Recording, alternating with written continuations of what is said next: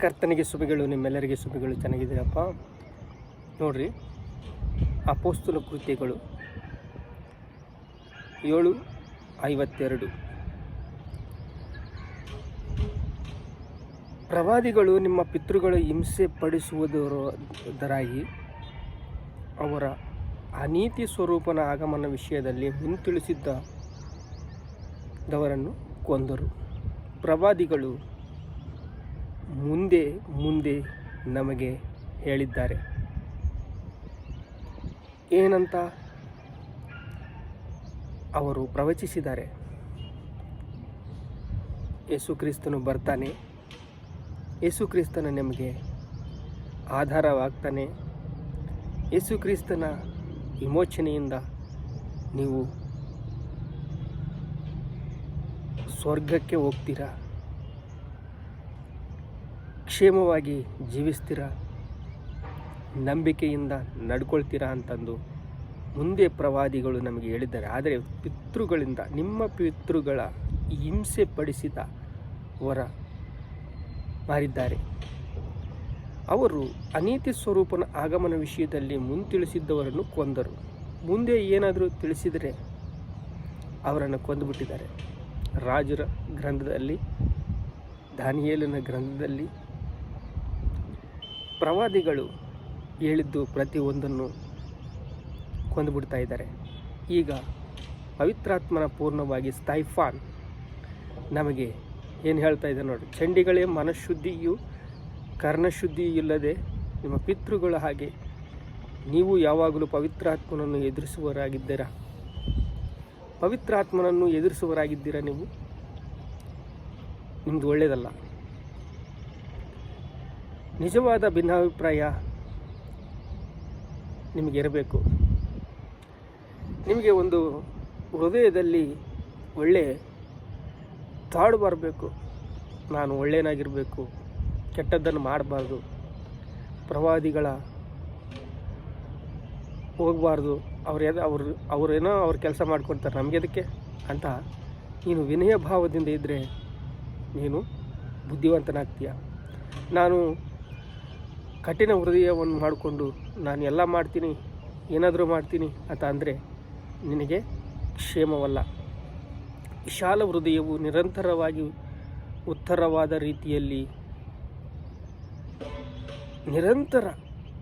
ನಿರಂತರವಾಗಿ ಉತ್ತಮವಾದ ರೀತಿಯನ್ನು ನಾವು ವಿಶಾಲ ಹೃದಯ ಇದ್ದರೆ ನಿರಂತರವಾಗಿ ಉತ್ತಮವಾದ ರೀತಿಯಲ್ಲಿ ನಾವು ನಡ್ಕೊಳ್ತೇವೆ. ನಾಯಕರಿಗೆ ಕೆಲವು ಕಠೋರವಾದ ಸತ್ಯಗಳನ್ನು ಬೋಧಿಸಿದಾಗ ನೋಡ್ರಿ, ಅಲ್ಲಿ ಪರಿಸಯ್ಯರು, ಶಾಸ್ತ್ರರು ಏನು ಮಾಡ್ತಾ ಇದ್ದಾರೆ? ಹಲ್ಲು ಕಡಿತಾ ಇದ್ದಾರೆ. ಅಪೊಸ್ತಲ ಕೃತ್ಯಗಳು 7ನೇ ಅಧ್ಯಾಯ 54ನೇ ವಚನ. ಈ ಮಾತುಗಳನ್ನು ಕೇಳಿ ಅವರು ರೌದ್ರ ಮನಸ್ಸು ಉಳ್ಳವರಾಗಿ ಹಲ್ಲು ಕಡಿದು ಕೊಂದಬೇಕು ಅಂತ ಆಲೋಚನೆ ಮಾಡ್ಕೊತಾ ಇದ್ದಾರೆ. ಸ್ಟೈಫಾನ್ ಪವಿತ್ರಾತ್ಮನ ಪೂರ್ಣವಾಗಿ ಅವರಿಗೆ ಬೋಧನೆ ಮಾಡ್ತಾ ಇದ್ದಾನೆ. ಅಬ್ರಹಾಮನು ಹಾರಾನಿಗೆ ಹೋಗಿದ್ದ, ಅವನು ಸೇವೆಗಂತ ಹೋಗಿ ಅವನು ಅಭಿವೃದ್ಧಿ ಪಟ್ಟ, ಐಶ್ವರ್ಯವಂತನಾದ. ಅಬ್ರಹಾಮನ ಆಶೀರ್ವಾದ ನಮ್ಮೆಲ್ಲರಿಗೆ ಬಂತು. ಇಸಾಕನು ಪಡೆದ, ಇಸಾಕನಿಂದ ಯಾಕೋಬನು ಪಡೆದ, ಯಾಕೋಬನ ಮಕ್ಕಳು ನಾವೆಲ್ಲರೂ. ಯಾಕೋಬನು ಇಸ್ರಾಯೇಲಾಗಿ ಆಶೀರ್ವದಿಸಿದ್ದಾನೆ ಅಂತಂದು ನಮಗೆ ಹೇಳ್ತಾ ಇದ್ದರೆ ಅವರು ಹಲ್ಲು ಕಡಿಯವರಾಗಿ ಮೋಶೆ ಧರ್ಮಶಾಸ್ತ್ರವನ್ನು ನೀನು ಮೀರ್ತಾ ಇದೆಯಾ? ಇಲ್ಲಿಂದ ಕರ್ಕೊಂಬಂದಿಯ ಈ ಯೇಸು ಕ್ರಿಸ್ತನನ್ನು ನೀನು ಹೇಳಿದರೆ ನಾವು ನಂಬಬೇಕಾ ಅಂತ ಹಲ್ಲು ಕಡಿತಾ ಇದ್ದಾರೆ.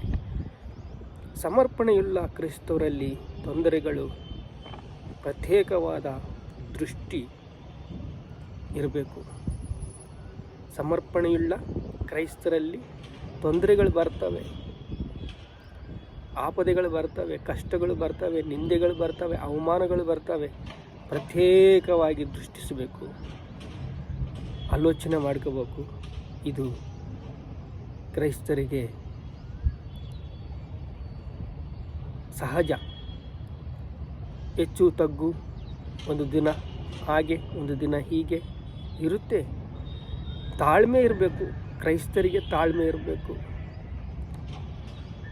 ನೋಡ್ರಿ 55ರಲ್ಲಿ ನೋಡ್ರಿ, ಅಪೊಸ್ತಲರ ಕೃತ್ಯಗಳು 7ನೇ ಅಧ್ಯಾಯ 55ರಲ್ಲಿ. ಆದರೆ ಅವನು ಪವಿತ್ರಾತ್ಮನ ಭರತನಾಗಿ ಆಕಾಶದ ಕಡೆಗೆ ದೃಷ್ಟಿಸಿ ನೋಡಿ ಅವರ ಪ್ರಭಾವವನ್ನು ದೇವರ ಬಲಗಡೆಯಲ್ಲಿ ನಿಂತಿದ್ದ. ಪವಿತ್ರಾತ್ಮನ ಭರಿತನಾದ ಆಕಾಶದ ಕಡೆಗೆ ದೃಷ್ಟಿಸಿ ನೋಡಿ ದೇವರ ಪ್ರಭಾವವನ್ನು ದೇವರ ಬಲಗಡೆ ಕೂತಿದ್ದು, ಯೇಸು ಕ್ರಿಸ್ತನು ತಂದೆ ಬಲಗಡೆ ಕೂತಿದ್ದು ದರ್ಶನವನ್ನು ನೋಡಿದ. ದರ್ಶನವುಳ್ಳ ಜನರು ದೊಡ್ಡ ಕಾರ್ಯಗಳನ್ನು ಮಾಡ್ತಾರೆ. ನಿನಗೆ ದರ್ಶನವಿದೆಯಾ? ದೊಡ್ಡ ದೊಡ್ಡ ಕಾರ್ಯಗಳನ್ನು ಮಾಡ್ತೀಯ, ದೇವರನ್ನು ನೋಡ್ತೀಯ, ದೇವರೊಂದಿಗೆ ನಡಿತೀಯ, ದೇವರ ಮಾತನ್ನು ತಿಳಿಸ್ತೀಯ, ಸತ್ಯವೇದವನ್ನು ಧ್ಯಾನಿಸ್ತೀಯ, ಸತ್ಯವೇದವಾಗಿ ನಡಿತೀಯ. ಯೇಸುವನ್ನು ಕಂಡು ಅಗೋ ಆಕಾಶದ ತೆರೆದಿರುವುದನ್ನು, ಮನುಷ್ಯಕುಮಾರನು ದೇವರ ಬಲಗಡೆ ನಿಂತಿದ್ದನ್ನು ನೋಡುತ್ತಾ ಇದ್ದಾನೆ. ಯೇಸು ಕ್ರಿಸ್ತನನ್ನು ಕಂಡು ಯೇಸು ಕ್ರಿಸ್ತನನ್ನು ನೋಡಿದ್ದಾನ್ರಿ. ಏಕೆಂದರೆ ಅವರು ಹಲ್ಲು ಕಡಿಯುತ್ತಾ ಕೊಲ್ಲಬೇಕಂತ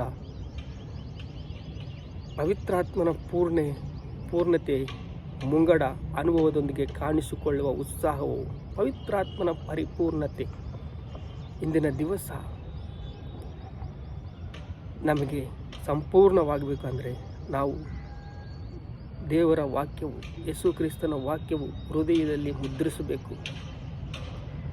ಯಾವಾಗಲೂ ನೆನೆಸಬೇಕು, ನೆವರೆ ಹಾಕಬೇಕು, ಆರಾಧಿಸಬೇಕು, ಸ್ತುತಿಸಬೇಕು, ಘನಪಡಿಸಬೇಕು, ಮಹಿಮಪಡಿಸಬೇಕು.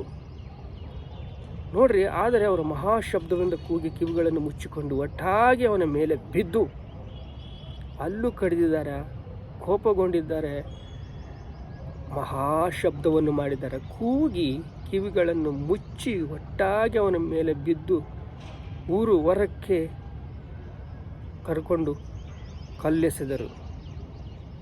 ಕಲ್ಲೆಸೆದು ಸಾಯಿಸಿಬಿಟ್ಟಿದ್ದಾರೆ. ಕಲ್ಲೆಸೆದು ಸಾಯಿಸೋದು ಪರಿಸಯ್ಯರು, ಶಾಸ್ತ್ರರು, ಅಧಿಕಾರಿಗಳ ಕೆಲಸವಾಯಿತು. ನೋಡ್ರಿ, ನಿಜವಾದ ಭಿನ್ನಾಭಿಪ್ರಾಯ ಯಾರಿಗಿರುತ್ತೆ? ತಾಳ್ಮೆ ಇದ್ದವರಿಗೆ, ವಿನಯ ಭಾವವಿದ್ದವರಿಗೆ ಇರುತ್ತೆ. ಆದರೆ ಚಂಡಿಗಳೇ, ಮನಃಶುದ್ಧೀಕರಣ ಶುದ್ಧಿ ಇಲ್ಲದ ನಿಮ್ಮ ಪಿತೃಗಳ ಹಾಗೆ ನೀವು ಯಾವಾಗಲೂ ಪವಿತ್ರಾತ್ಮನನ್ನು ಎದುರಿಸ್ತಾ ಇದ್ದೀರಾ. ಮುಂದೆ ಹೇಳಿದ್ದಾನೆ, ಪವಿತ್ರಾತ್ಮನನ್ನು ಎದುರಿಸ್ತಾ ಇದ್ದೀರಿ ಅಂತಂದು. ಅದನ್ನು ಕೇಳಿದವರು ಕಲ್ಲೆಸೆದು ಸಾಯಿಸಿಬಿಟ್ಟಿದ್ದಾರೆ. ಪವಿತ್ರಾತ್ಮನನ್ನು ದರ್ಶನ ನೋಡಿ, ಯೇಸು ಕ್ರಿಸ್ತನನ್ನು ಬಲಗಡೆ ಕೂತಿದ್ದುದನ್ನು ನೋಡಿದ್ದು ದರ್ಶನವಾಯಿತು. ಒಟ್ಟಾಗಿ ಅವನ ಮೇಲೆ ಬಿದ್ದು ಅವನ ಊರು ಹೊರಕ್ಕೆ ನೂಕಿಕೊಂಡು ಹೋಗಿ ಕಲ್ಲೆಸೆದು ಸತ್ತು. ಆಗೇನು ಸತ್ಬಿಟ್ಟ. ಆಗೇನು ಹೇಳ್ತಾ ಇದ್ದಾನೆ ನೋಡ್ರಿ, ಸ್ವಾಮಿ ಯೇಸು ಸ್ವಾಮಿ ಅಂತ ಪ್ರಾರ್ಥಿಸ್ತಾ ಇದ್ದಾನೆ. ಮೊಕಾಳೂರಿ, ಕರ್ತನೇ ಈ ಪಾಪವನ್ನು ಅವರ ಮೇಲೆ ಹೊರಿಸಬೇಡ, ಮಹಾಶಬ್ದದಿಂದ ಕೂಗಿದನು. ಪ್ರಾರ್ಥನೆ ಮಾಡ್ತಾ ಇದ್ದಾನೆ, ಕರ್ತನೇ ಈ ಪಾಪವನ್ನು ಅವರ ಮೇಲೆ ಹೊರಿಸಬೇಡ, ಕ್ಷಮಿಸು. ಯೇಸು ಕ್ರಿಸ್ತನು ಹೇಳಿದಾನಲ್ರಿ, ಇವರು ಏನು ಮಾಡ್ತಾ ಇದ್ದಾರೋ ಇವರಿಗೆ ತಿಳಿದಿಲ್ಲ, ಕ್ಷಮಿಸಪ್ಪ ಅಂತ. ಹಾಗೆ ಕ್ಷಮಿಸು ಅಂತ ಮೊಣಕಾಳೂರಿ ಪ್ರಾರ್ಥನೆ ಮಾಡಿ ಹೇಳ್ತಾ ಇದ್ದಾನೆ.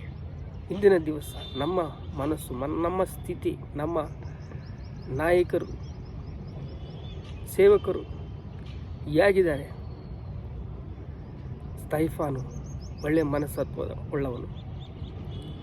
ಬೋಧನೆ ಮಾಡ್ತಾ ಇದ್ದಾಗ ಶಾಸ್ತ್ರರು, ಪರಿಸಯ್ಯರಿಗೆ ಬೋಧನೆ ಅವರಿಗೆ ಇಡಿಸಿಲ್ಲ, ಸಾಯಿಸಿಬಿಟ್ರು. ನೋಡ್ರಿ, ಪ್ರಾರ್ಥನೆ ಮಾಡ್ಕೊಳ್ಳೋಣ. ಅನೇಕ ಸೇವಕರನ್ನು ಸಾಯಿಸೋದಕ್ಕೆ ಮುಂದಕ್ಕೆ ಪ್ಲ್ಯಾನ್ ಮಾಡ್ಕೊಳ್ತಾ ಇದ್ದಾರೆ. ಪ್ರಾರ್ಥನೆ ಮಾಡ್ಕೊಳ್ಳಿ. ತಂದೆ, ನಿಮಗೆ ಸ್ತೋತ್ರ ಸ್ತೋತ್ರ ಸ್ತೋತ್ರ ಸ್ತೋತ್ರ ಸ್ತೋತ್ರ. ಅಪ್ಪ, ಸ್ಟೈಫಾನ್ ಸತ್ತು ಹೋಗ್ಬಿಟ್ಟ, ದೇವರನ್ನು ನೋಡಿದ, ದೇವರ ಆಶೀರ್ವಾದವನ್ನು ಪಟ್ಟ, ದೇವರಿಂದ ಬಲಗೊಳ್ದ, ದೇವರಿಂದ ಸ್ತುತಿಸಿದ, ಆರಾಧಿಸಿದ, ಘನಪರಿಸಿದ ನಾವು ಇಂದಿನ ದಿವಸ ತಾಳ್ಮೆಯಿಂದ ಜೀವಿಸಬೇಕಂತ ನಮ್ಮನ್ನು ಬಲಗೊಳಿಸಿ, ಸ್ಥಿರಗೊಳಿಸಿ, ಸಿದ್ಧಗೊಳಿಸಿದೆ ತಂದೆ. ನಿಮಗೆ ಸ್ತೋತ್ರ ಸ್ತೋತ್ರ ಸ್ತೋತ್ರ ಸ್ತೋತ್ರ, ಘನತೆ, ಮಹಿಮೆ, ಪ್ರಭಾವಗಳು ನಿಮಗೆ ಚೆಲ್ಲಿಸ್ತಾ ಇದ್ದೀವಿ ತಂದೆ. ಆಮೇಲೆ